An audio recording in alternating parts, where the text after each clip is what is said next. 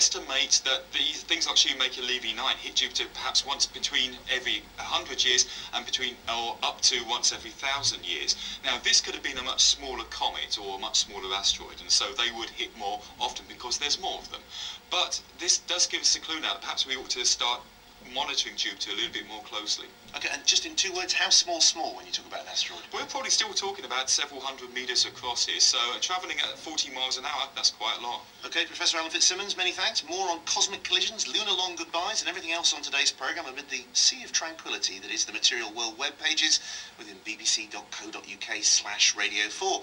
It's also where you can sign up for our podcast, search and listen to anything in our archive of previous programmes, and let us know what you think about anything you've heard today or saw if you were watching the visualisation or would like to hear or even see on future programmes. We had a very impressive poem about eclipses after last week's item on that subject, but it was too long to fit in and too well constructed for me to try and carve out an extract, but it's also now on our web pages as a poetry bonus.